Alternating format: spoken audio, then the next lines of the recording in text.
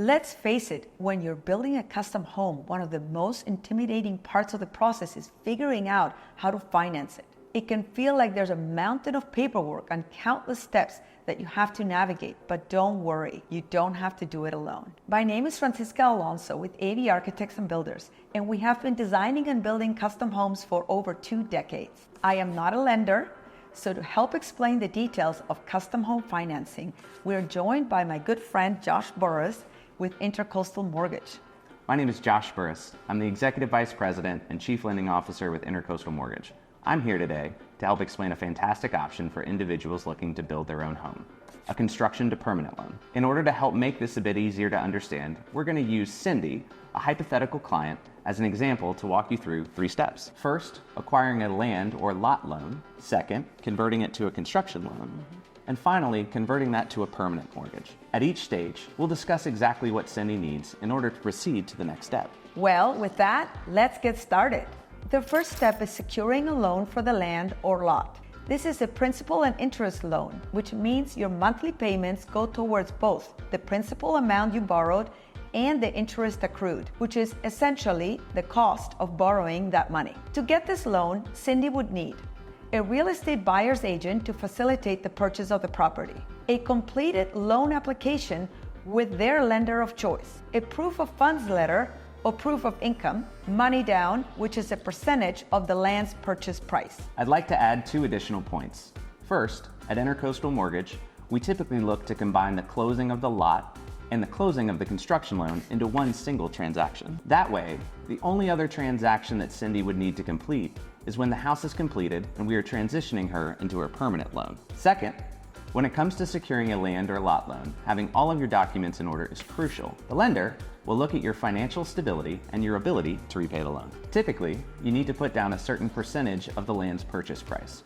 which could range from 20% to 50% depending on the lender and your financial situation. On the other hand, if Cindy either already owns the land to build on or can pay cash for the land, she'll be able to use that equity to support the construction loan later on. Once Cindy has the land, the next step is securing a construction loan. This loan is interest only, which means you only pay interest on the money drawn out to date. Traditionally, we look to see approximately 20% or more equity into the project. However, depending on the specific situation, this can be higher or lower. So simply put, if Cindy is in the process of building her new home and they have drawn $100,000 so far, she will only be paying interest on that $100,000, not on her total loan amount. This can significantly lower your payments while building your home. That being said, it's important to remember that construction loans typically have a deadline, usually around 18 months. To secure a construction loan, Cindy would need to own the lot or land that they want to build on, architectural plans and specifications, a chosen builder, a draw schedule from the builder, and county permits including a building permit. Working closely with your builder is crucial during this phase.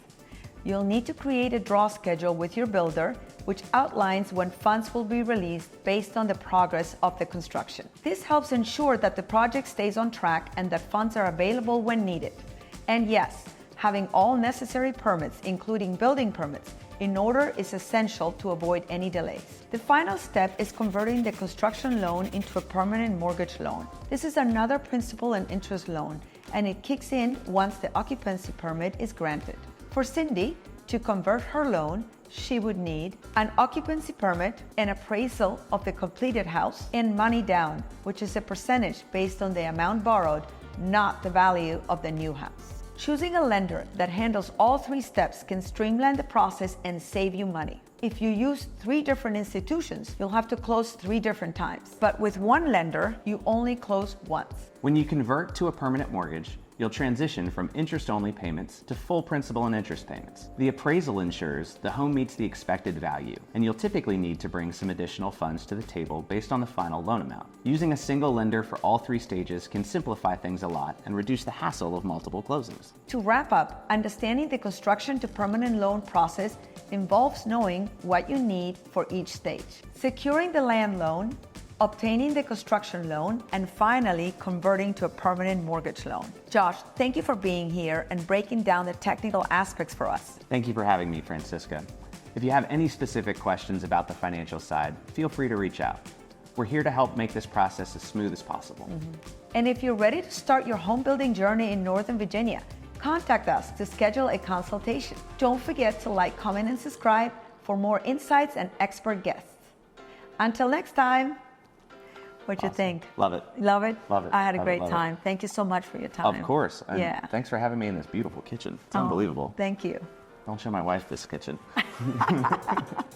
That's what everyone says when they come here, Seriously, don't do it.